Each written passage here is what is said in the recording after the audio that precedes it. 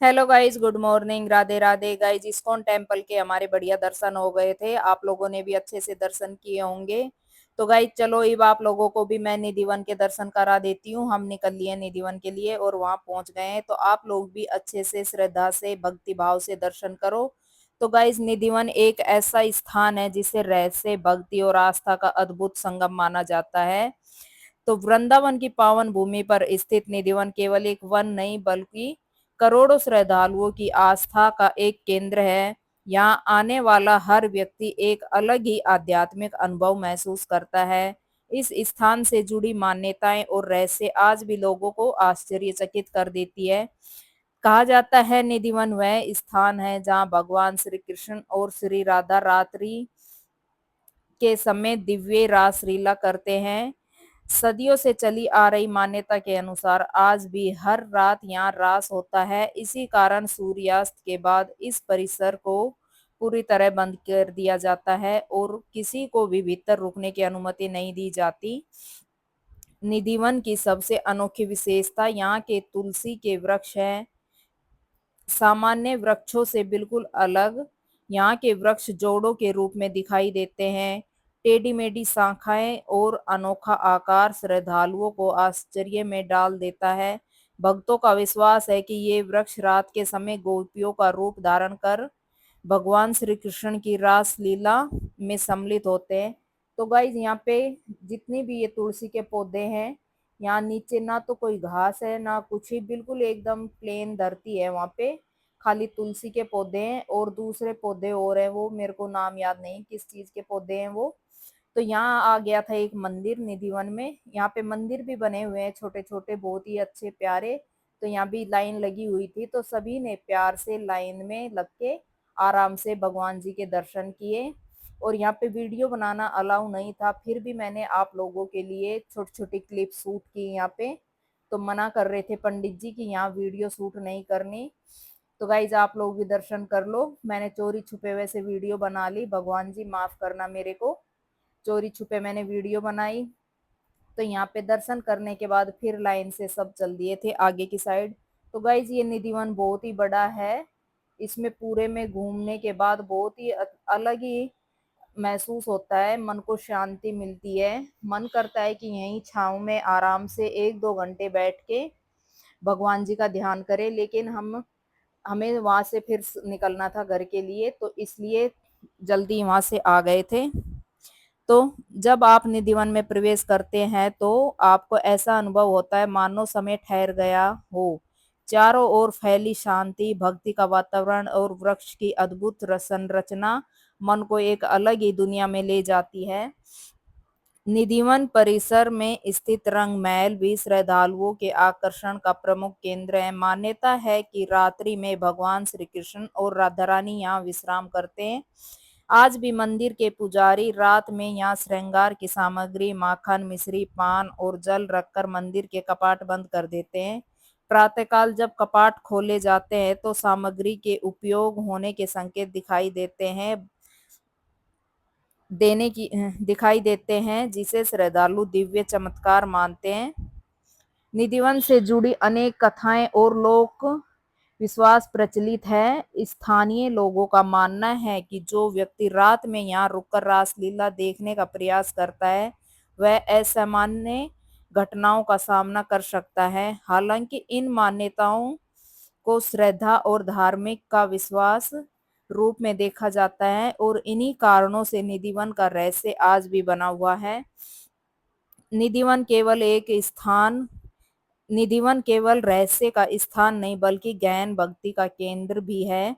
यहाँ प्रतिदिन हजारों श्रद्धालु दर्शन के लिए आते हैं। वे वृक्षों की परिक्रमा करते हैं, भजन कीर्तन करते हैं और राधा कृष्ण के चरणों में अपनी श्रद्धा अर्पित करते हैं। वृंदावन की पहचान केवल उसके मंदिर से नहीं बल्कि ऐसे दिव्य स्थलों से भी है जो भगवान की लीलाओं की याद दिलाते हैं। निधिवन उन स्थानों में सबसे विशेष माना जाता है। यहाँ का हर कोना राधा कृष्ण के प्रेम, भक्ति और दिव्यता की कहानी कहता है। जब कोई भक्त निधिवन की पवित्र भूमि पर कदम रखता है तो उसके मन में एक अद्भुत शांति और श्रद्धा का भाव जागता है। ऐसा लगता है मानो इस भूमि में आज भी श्री कृष्ण की बांसुरी की मधुर ध्वनि गूंज रही हो और राधा रानी की कृपा हर दिशा में फैली हुई हो। यदि आप कभी वृंदावन की यात्रा पर जाएं तो निधिवन के दर्शन अवश्य करें। यह स्थान आपको केवल एक धार्मिक स्थल के रूप में नहीं बल्कि भक्ति, प्रेम और आध्यात्मिक अनुभव की एक नई दुनिया के रूप में दिखाई देगा। तो दोस्तों, यह था वृंदावन के रहस्यमयी और दिव्य निधिवन का परिचय। आशा है आपको ये जानकारी पसंद आई होगी। तो गाइज वहां से हम निकल लिए थे। निधिवन में वैसे ढेर सारे मंदिर हैं, छोटे छोटे और बहुत ही प्यारे प्यारे मंदिर है। तो वहां से हम बारी बारी सारे मंदिरों में दर्शन कर रहे थे और बच्चे तो बहुत ही ज्यादा परेशान हो गए थे। और यहाँ पे एक चीज और थी कि एक भी पत्ता आप वहां से तोड़ नहीं सकते, क्योंकि तुलसी के पौधे वैसे जो ये साइड में जालियां लगी है इनके पास में ही है, लेकिन एक भी पत्ता आपको हाथ में नहीं आएगा। मैंने तो कई बार कोशिश की लेकिन मेरे से टूटे ही नहीं। फिर भी एक रितिका ने तोड़े थे 2-3 पत्ते, वो दिखाऊंगी मैं आगे आप लोगों को। गाइज, ऐसा कहा जाता है कि श्री कृष्ण निधिवन में अपनी बांसुरी बजाते थे। उनकी बांसुरी की धुन सुनकर गोपियां सब कुछ छोड़कर उनके पास चली आती थी और भक्ति में लीन हो जाती थी।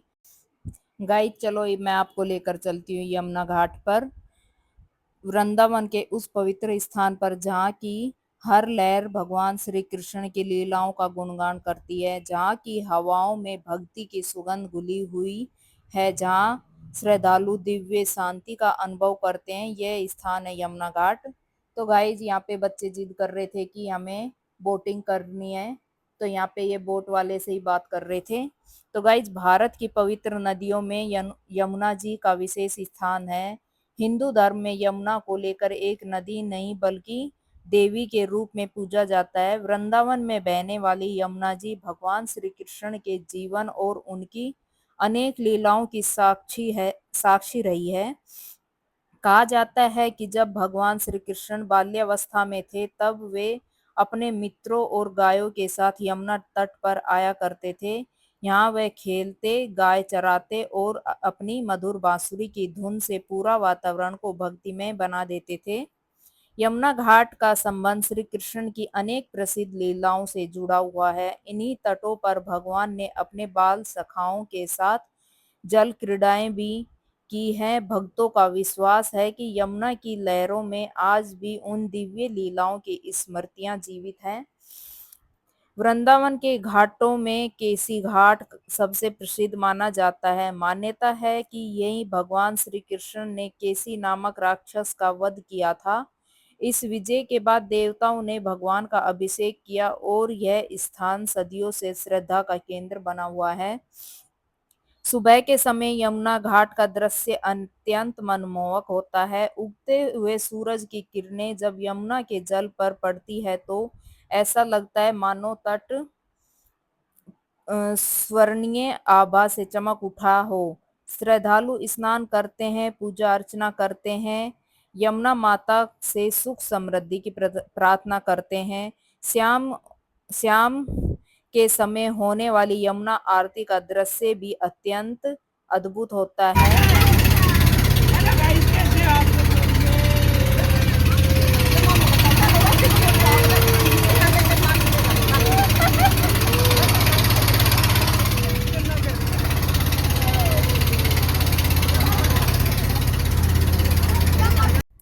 गाइज, यहाँ पर बच्चों ने बहुत एंजॉय किया बोटिंग में।